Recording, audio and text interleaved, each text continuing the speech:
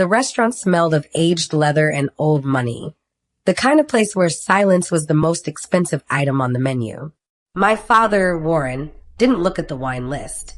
He just slid a white linen napkin across the table toward me.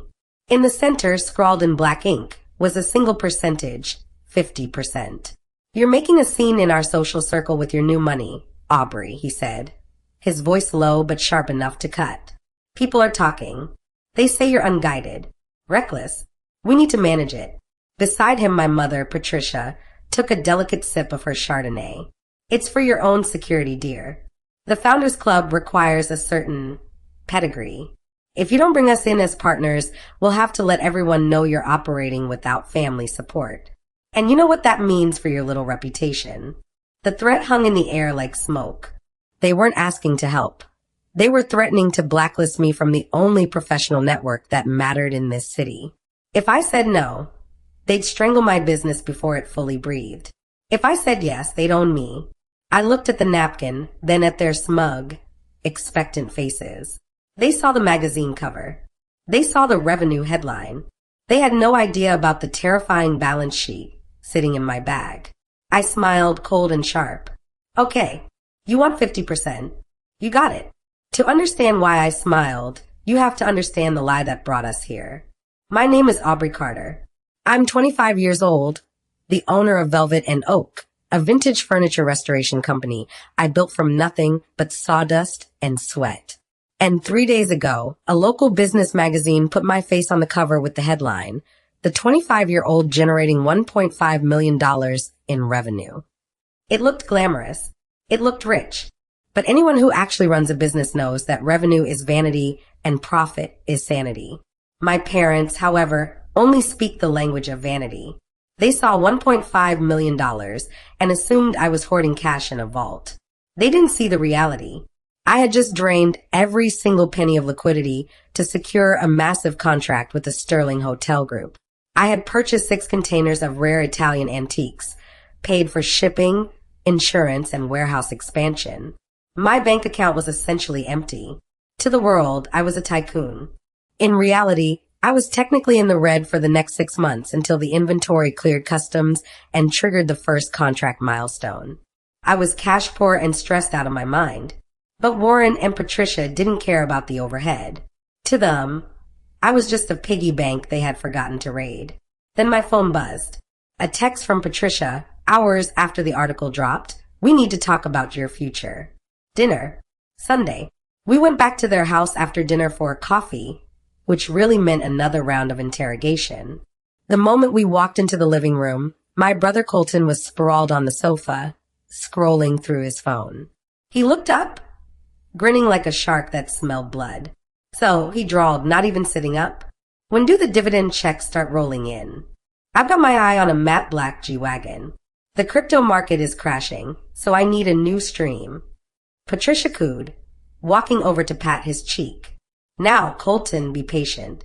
Aubrey knows it's her duty to support the family's potential. You're the creative visionary. She's just the operator." My stomach turned. I looked around the room. The Persian rugs, the art, the facade. To the outside world, Warren and Patricia were titans. But I knew the truth. They were house poor. They were leveraged to the hilt to keep up appearances, drowning in mortgage payments and club fees. They didn't just want to control my business. They needed my cash flow to keep their own sinking ship afloat. The last shred of guilt I felt about what I was planning evaporated.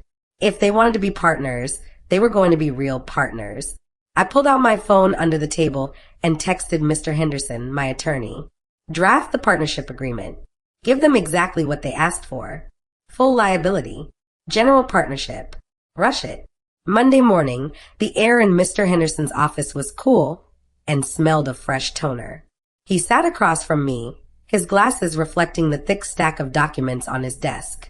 He looked concerned. "Aubrey," he said, tapping the paper, "I drafted this exactly as you asked, but I need you to be sure. This changes the entity to a general partnership. But more importantly, I've included the assumption of liabilities forms required by your lender." He slid a specific page forward. "Because the business is $200,000 in debt, the bank requires all new general partners to sign a personal commercial guarantee. This means Warren and Patricia aren't just buying into profits, they are personally guaranteeing the existing loan. He leaned forward, his voice grave. If the business defaults, the bank won't just look at the company's assets. They will have the legal right to seize your parents' personal assets. Their house, their cars, their investments. Are you sure they will sign this? I'm sure, I said without blinking. They demand to be real partners. Real partners share the risk. I knew them. They were blinded by the glare of that magazine headline. They saw the revenue figure and assumed the business was a cash cow. They wouldn't imagine for a second that they were signing a death warrant for their own assets. Henderson nodded slowly, a small, grim smile playing on his lips. Very well. He hit print. The document thudded onto the tray, a trap disguised as a trophy. The signing ceremony took place in their living room on Tuesday night. Warren had opened a bottle of expensive champagne, pouring 3 glasses before the ink was even wet. They were giddy, practically vibrating with greed. Finally, Warren said, picking up the heavy Parker pen. He tapped the page where it said 50% ownership and equity partner. You made the right choice, Aubrey. You need steady hands on the wheel. He signed the partnership deed with a flourish. Then came the bank forms. Standard compliance, I said casually, sliding the commercial guarantee across the table. The bank just needs to update the authorized signers list so you can access the accounts. That was technically true, but it was also a lie by omission. The document wasn't just for access, it was for liability. Warren didn't read the clauses. He didn't see the words joint and several liability or collateral, personal real estate. He barely glanced at the indemnity waivers. He just signed his name, eager to claim his prize. Patricia signed next, her eyes already scanning online for vacation rentals in St. Tropez. I held my breath. If they read one single line, the jig was up. But they didn't. The pen scratched against the paper, sealing their fate. Warren handed the document back to me and raised his glass. Welcome to the big leagues, sweetie. Don't worry, we'll tell you how to spend the money. I took a sip of champagne. You have no idea, I thought. Wednesday morning arrived with the clinical precision of a scalpel. I sat in my office at the warehouse, the smell of sawdust and varnish thick in the air. At 9 a.m. sharp, I sent the email. Subject: Administrative access, velvet and oak. I granted Warren and Patricia full administrative rights to the business bank accounts and the accounting software. I didn't hide a thing. I wanted them to see every single pixel of the financial reality they had fought so hard to own. 10 minutes later, my phone rang. It was Warren. He didn't say hello. Aubrey, there must be a mistake, he barked, his voice tight with confusion. I'm looking at the operating account. It says the balance is $12,000. The magazine said you were doing $1.5 million. I took a slow sip of my coffee, leaning back in my chair. That was revenue, Dad. Money that came in over the last year. It's already been spent on overhead, taxes, and expansion. What you're looking at is cash on hand. 12,000, he sputtered. That barely covers a week of operations. Actually, it covers about 3 days, I corrected him calmly. Look at the tab labeled Accounts Payable. That's the money that's leaving the account this Friday. Welcome to operations, Dad. It's a cash flow heavy business. There was a silence on the other end, the kind of silence that happens when a man realizes he just bought a ticket to the Titanic after it hit the iceberg. We need a meeting, he hissed. Now. We convened on Zoom an hour later. Warren and Patricia were sitting in their designer kitchen, looking pale.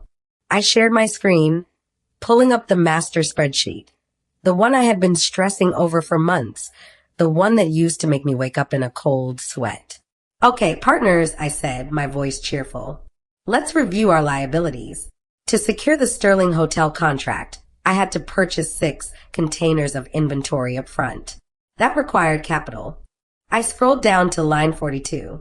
I took out a short-term, high-interest business loan of $200,000. The monthly debt service is $15,000. Then we have warehouse rent at $8,000. Payroll for the restoration team is $20,000, plus insurance and utilities. Patricia squinted at the screen. Why are you showing us this? You handle the bills. Not anymore, I said. We are a general partnership now. We share profits, but we also share expenses. Currently, the business is running at a monthly deficit of $43,000 until the hotel pays their deposit. I highlighted the bottom cell in bright red. Since you own 50%, your share of this month's operating shortfall is $21,500. I'll need that wired by Friday, or we default on the loan. Warren dropped his reading glasses. 21,000? A month. For the next 6 months, I clarified. Or until the hotel pays. Whichever comes first. I've already put in my share. I'm waiting on yours. The panic was immediate. Usually my parents were the ones making demands, but the tables had turned so fast they had whiplash. They tried to pivot instantly. We are silent partners, Aubrey. Patricia shouted through the screen, her composure cracking. We provided the credibility. We aren't supposed to pay the bills. I reached into my desk drawer and pulled out the contract they had signed less than 12 hours ago. I held it up to the camera, flipping to page 4, clause 4. Actually, according to the agreement you rushed to sign, I read clearly, all partners are active and share equal personal financial liability for all monthly cash flow shortfalls. Failure to meet capital calls results in a breach of contract. I looked them dead in the eye through the webcam. If we default on the loan, the bank comes for all of our assets. My apartment is rented. I have nothing to lose. You, however, have a paid-off house and a stock portfolio. Warren turned a shade of purple I had never seen before. He knew I had him. He couldn't sue me for enforcing a contract he signed. He couldn't back out without admitting he was broke or incompetent. I'll have to liquidate some positions, Warren muttered, looking defeated. I'll wire the money. He sold his beloved tech stocks at a loss that afternoon. It was the first time my parents had ever paid for my dream, and it hurt them. The wire transfer arrived on Friday, just before the deadline, but it came with strings attached. Patricia wasn't going to let $21,500 leave their account without asserting control. If we are paying for this business, she announced the following Monday, walking into the warehouse in heels that cost more than my forklift, then Colton needs to be involved. He needs a job, a title, creative director. Colton stood behind her, smirking, looking entirely unsuited for a sawdust-filled warehouse. Creative director is taken, I said, not looking up from my clipboard. But since we're cutting costs, I fired the logistics coordinator. Colton can be the head of inventory intake. That sounds executive, Colton said, puffing his chest out. It involves unloading the trucks and cataloging antique chair legs, I said. Start at the loading dock. He hated it. By Wednesday, he was sweating through his designer shirt. By Thursday, he tried to be smart. Instead of cataloging the inventory himself, he hired a third-party moving crew to do it for him while he sat in the break room playing mobile games. When the invoice for the movers arrived on Friday, it was for $3,000. I didn't pay it. I scanned it and attached it to an email address to Warren. Subject: unauthorized contractor expense, Colton. Colton hired outside help without approval. Since this is a nepotism hire demanded by the majority partners, this $3,000 will be added to your next capital call. Best, Aubrey. Just as Warren was digesting the cost of Colton's laziness, the real storm hit. 3 weeks had passed since the signing ceremony, and the novelty of being owners was wearing off, replaced by the anxiety of the upcoming second capital call. But the global supply chain is a beast, and when it bites hard. I got the call on a Tuesday morning. My 6 containers of Italian antiques, the entire basis for the Sterling Hotel contract which I had ordered 2 months prior, had finally docked, but they had been flagged at customs. There was a discrepancy in the wood treatment certification. They were holding the shipment. Every day it sat at the port cost us $1,200 in storage fines. Normally, I would be on the phone for 20 hours straight, calling agents, bribing officials, and filing emergency paperwork. I would lose sleep to fix it. But I wasn't the sole owner anymore. I had partners with experience. I forwarded the customs notice to Warren with a sticky note. Urgent. Shipment detained. Requires executive intervention. Since you have 30 years of international business experience, I'm delegating this to you. I'll handle the warehouse floor. I turned off my phone. Warren didn't know the difference between a commercial invoice and a bill of lading. He spent 2 days yelling at the wrong agents. He tried to bully a customs officer, which only got our container moved to the back of the inspection line. By the time I turned my phone back on, the fines had doubled to nearly $10,000. The panic in Warren's voicemails wasn't just stress anymore, it was terror. He was realizing that owning a business wasn't just cashing checks. It was solving expensive problems. Month 2 arrived with the weight of a sledgehammer. The Sterling Hotel contract, our lifeline, was delayed. Construction at the hotel site had hit a snag, a plumbing issue that pushed our installation date back by 6 weeks. In the vintage restoration world, delays are common. In the world of high-interest debt, they are fatal. Because the installation was delayed, the payment milestone was delayed. That meant zero revenue for another month. But the bills didn't care about plumbing. The loan payment, the warehouse rent, the payroll. It all hit the account on the first like clockwork. I watched the business account balance turn a bright, angry red. Negative $18,000. Then came the call. Not to me, but to Warren. Since he had signed the bank forms to become an authorized signer, he was now the primary contact for collections. Mr. Carter, the loan officer, said. I could hear him because Warren had put it on speaker, his hands shaking too much to hold the phone. Your business account is overdrawn. We are triggering the default clause of the personal commercial guarantee you signed last month. Guarantee. Warren stammered, looking at me with wild eyes. I thought that was just for account access.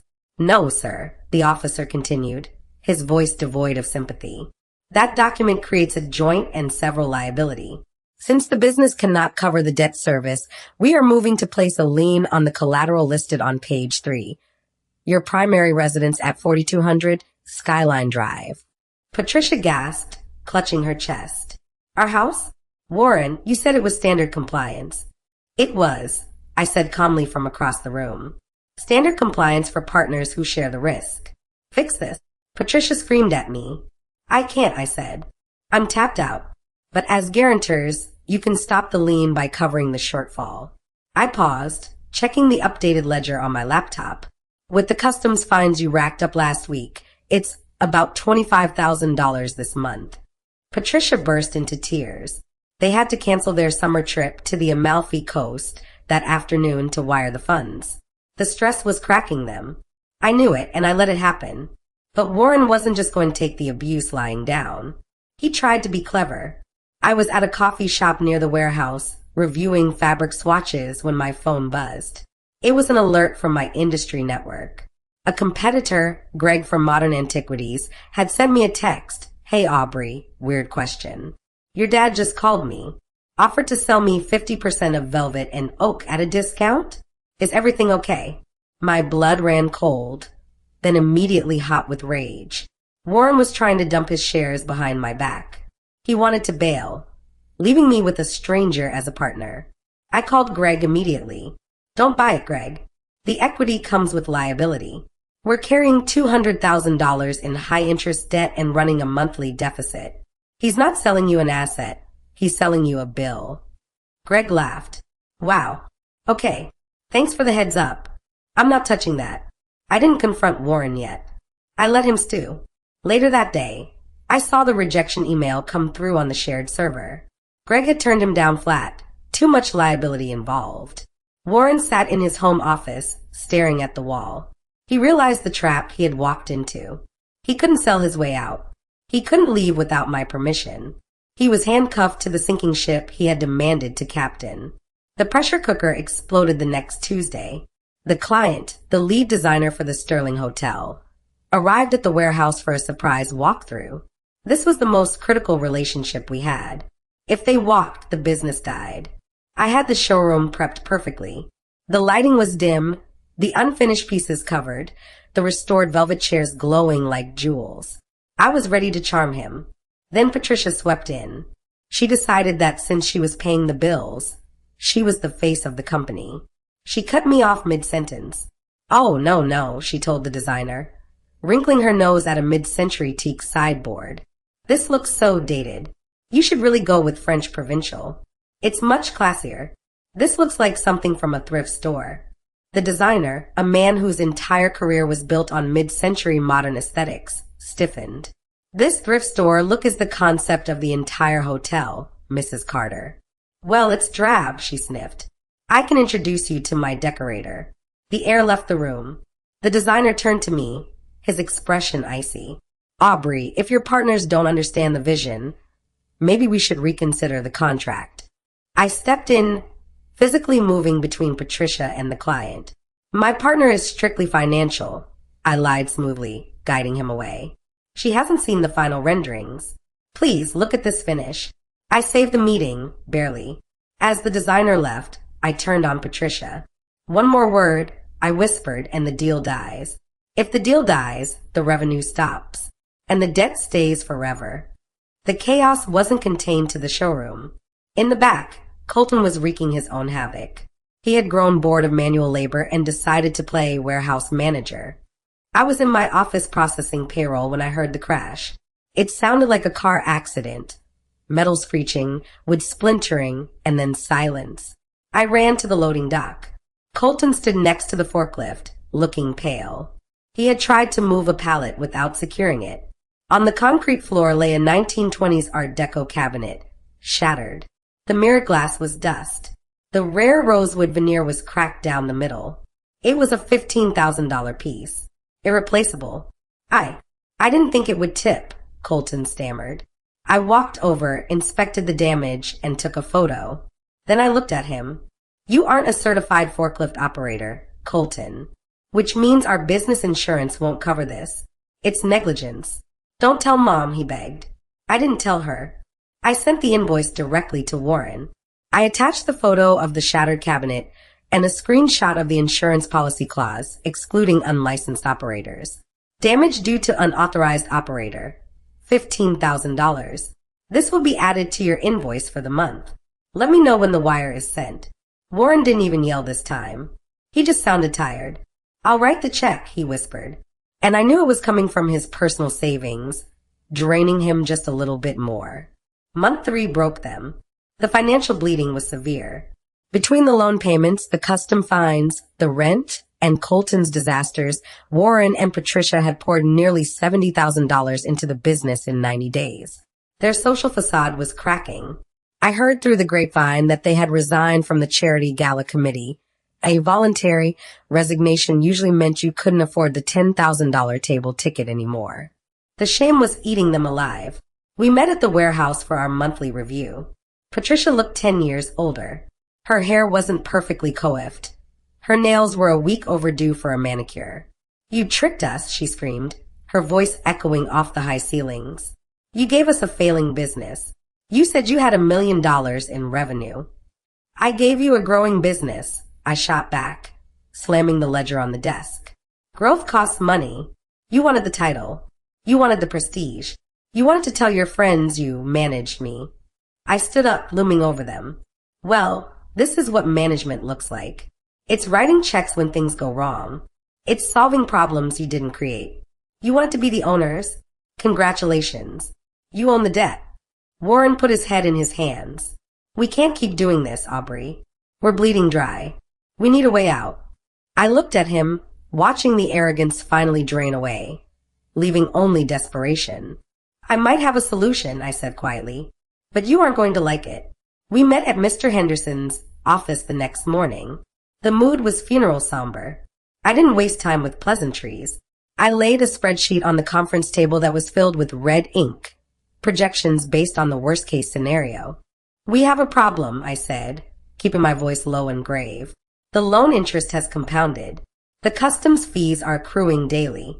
Based on the current burn rate, Velvet and Oak faces technical insolvency by next Friday. I let the word hang there. Insolvency. Warren went pale. What does that mean for us? Mr. Henderson stepped in, playing his part perfectly. It means bankruptcy, Mr. Carter. And since this is a general partnership, the bank won't just liquidate the warehouse assets. They will enforce the commercial guarantee you signed. He slid a list across the table. They will move to seize your primary residence on Skyline Drive. They will attach liens to your vehicle collection. They will garnish your other investment accounts to satisfy the creditors. Patricia gasped, clutching her pearls as if they were already being repossessed. My house? They can't take my house. They can and they will, I said. Unless we restructure immediately. Warren looked at me, his eyes wide with genuine fear. The arrogance was gone. The need for control was gone. All that was left was the primal instinct of a rich man terrified of being poor. I want out, he whispered, his voice trembling. I don't care about the profit anymore. I don't care about the club. I just want out of the debt. Save the house, Aubrey. The negotiation took less than 10 minutes. It was the fastest business deal of my life because they weren't negotiating for value. They were negotiating for survival. I am willing to dissolve the partnership effective immediately, I said, folding my hands on the table. I will assume 100% of the company ownership again. But the debt, Warren stammered. The bank will still come for us. I will settle the loan immediately, I said, my voice ice cold. I will pay off the entire $200,000 balance within 24 hours of you signing. That removes the lien on your house. You walk away free and clear. Warren let out a breath that sounded like a sob. Do it. Draw it up. However, I added, since the business has a negative book value, I cannot offer you a payout for your shares. Patricia bristled, her old instinct flaring up. We put $70,000 into this company. You can't just give us nothing. I pulled a single dollar bill from my pocket and placed it on the table. I'm buying you out for $1, I said coldly. In exchange, I am wiping out your liability. That is the deal. Take it, and you keep your house. Leave it, and you explain to the bank why you can't pay. Patricia looked at Warren, waiting for him to fight. But Warren was broken. He stared at the dollar bill like it was a lifeline. Take the deal, Patricia, he snapped. Just sign the papers. The notary arrived at 1:45 p.m. The scratching of the pen against paper was the only sound in the room. Warren signed first, his hand shaking so badly he smeared the ink. Patricia signed next, looking like she had swallowed a lemon. With every signature, I felt a weight lift off my shoulders. The partnership was dissolving. The shackles were unlocking. It is done, Mr. Henderson said, stamping the final page with a heavy, satisfying thud. The dissolution is filed. You are no longer liable for the debts of Velvet and Oak. Warren slumped back in his chair, wiping sweat from his forehead. Thank God, he muttered. It's over. It's finally over. I glanced at the clock on the wall. It was exactly 2 p.m. The timing was exquisite. I had been tracking the wire transfer status on my phone under the table for the last 20 minutes. I stood up, picking up the signed documents and sliding them into my briefcase. Thank you for coming, I said. I think you'll want to see me out. We walked out of the office building together, stepping into the bright, blinding afternoon sun. They looked lighter, relieved to have escaped the sinking ship. They thought they had won their freedom. They had no idea what they had just walked away from. As we reached their car in the parking lot, my phone chimed. A specific, melodious notification sound I had set for only one sender, the bank. I pulled out my phone and checked the screen. There it was. Incoming wire transfer. $450,000. Source, the Sterling Hotel Group. I stopped walking. Oh, I said, feigning surprise. That's interesting. Warren paused, his hand on the door of his Mercedes. What? I turned the screen toward them. You know that supply chain issue? I called my broker early this morning while you were driving here. He spotted your filing error instantly, emailed the correct certificate, and the release order came through by noon. I just waited for the bank's 2 p.m. wire batch to clear before I let you sign. I tapped the screen. $450,000 just hit the account. The business is debt-free as of right now. Warren froze. His eyes darted from the phone to my face, doing the math in real time. If he had waited just 1 hour, 60 minutes, he would have still been a 50% partner. He would have been entitled to $225,000 of that deposit. Instead, he had sold his share for $1. He choked out, his face turning an ashen gray. You knew it was coming today. I had a feeling, I said, pocketing the phone. Business is all about timing, Dad. You panicked. I didn't. Patricia screamed, a raw, guttural sound of pure greed denied. That's our money. We paid the overhead. You paid the tuition, I corrected her, opening my car door. Consider it a lesson in patience. I didn't wait for them to recover. I got in my car and drove straight to the bank. With the press of a button, I paid off the entire $200,000 loan. I watched the debt vanish from the screen, leaving me with over $200,000 in operating capital, even after I settled the overdue accounts. I own 100% of my company again. I had no debt, and I had a massive contract about to start. I sat in my car in the bank parking lot, the engine off, and just breathed. For the first time in months, my chest didn't feel tight. I had risked everything on a gamble that my parents' greed would outweigh their intelligence, and I had won. But I knew it wasn't over. People like Warren and Patricia don't handle humiliation well. As I drove back to my apartment, I saw the notifications starting to pop up on my social media. They weren't going to go quietly. They had just lost a fortune, and they were going to try to burn me down for it.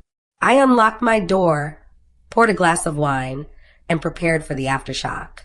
I had won the war for the business, but the war for my reputation was just starting. The silence didn't last even 24 hours.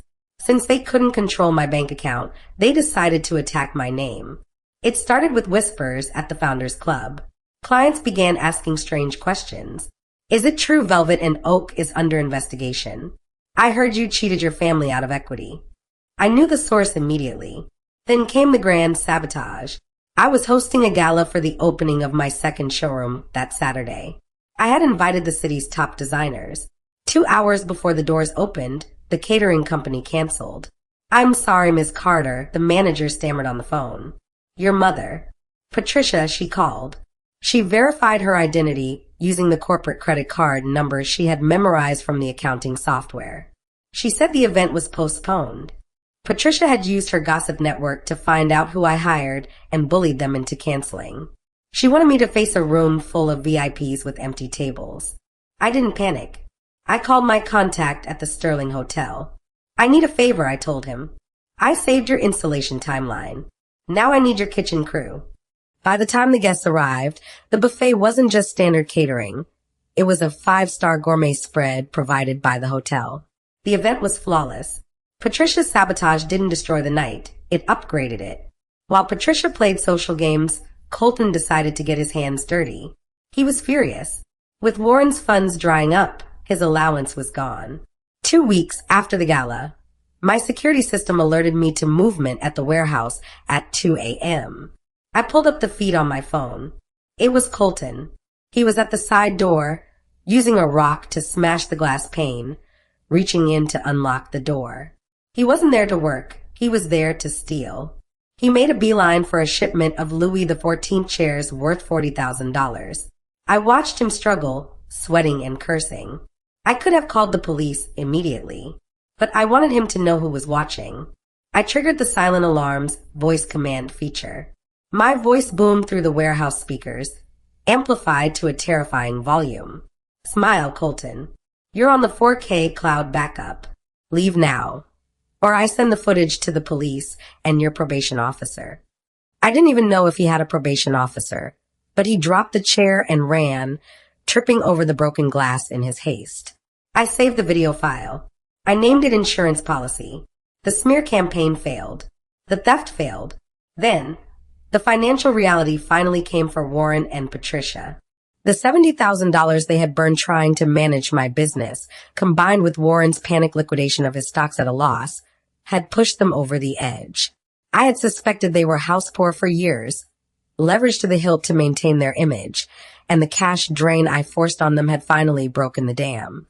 I found out through the public notices section of the newspaper, a habit I picked up from Mr. Henderson. Notice of trustees sale, 4200 Skyline Drive. Their house, the symbol of their power. The collateral they had been so terrified of losing to the business loan was now being sold by their own mortgage lender at public auction. It was justice.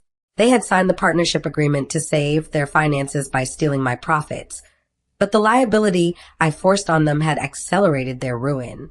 I didn't call them. I didn't gloat. I simply circled the date of the auction in red ink. I had one final piece of business to conduct. The auction took place on a rainy Tuesday on the courthouse steps. It was a humiliating, public end to their reign as socialites. Warren and Patricia weren't there. They couldn't bear the shame, but I was. I wasn't there for the house. I didn't want the walls that had held so much neglect. I was there for the contents. The bank was auctioning off the chattel, the furniture and antiques to cover the remaining debts. I stood in the back, wearing a trench coat and sunglasses, holding paddle number 104. The auctioneer brought out the lot, a collection of mid-century modern furniture and vintage decor, formerly the property of the Carter estate. It was the furniture I had grown up with, the tables I wasn't allowed to touch, the chairs I wasn't allowed to sit in because I might ruin the fabric. Bidding started low. I waited. When the price stalled at $15,000, I raised my paddle. $20,000, I said clearly. The crowd turned. I saw a few of their Founders Club friends whisper. They recognized me. They knew exactly who was buying the wreckage of the Carter legacy. Sold to the lady in the back. I wrote the check from the Velvet and Oak business account. I wasn't buying furniture. I was buying closure. The movers delivered the items to my warehouse the very next morning. I walked through the rows of my parents' former possessions. The velvet sofa Patricia loved more than her children. The desk Warren used to sign the partnership agreement that ruined him. I decided not to keep them. Instead, I did what I do best. My team restored them, stripped away the old, rot-infested finishes, and reupholstered them in bright, modern fabrics. We turned their dusty relics into something vibrant and new. I sold the collection to a tech startup for a 300% profit. 6 months have passed since that auction. With that money, I established the Carter Scholarship for young entrepreneurs, specifically for those without family support. Yesterday, a letter arrived at the showroom. It had no return address, but I recognized the handwriting. It was Warren. They live in a rented condo now, small and angry. I didn't need to open it to know what it said. A beg for a family loan. I stood by the shredder in my office. The afternoon sun caught the reflection of a restored 19th century French mirror I had just finished. I fed the unopened envelope into the machine.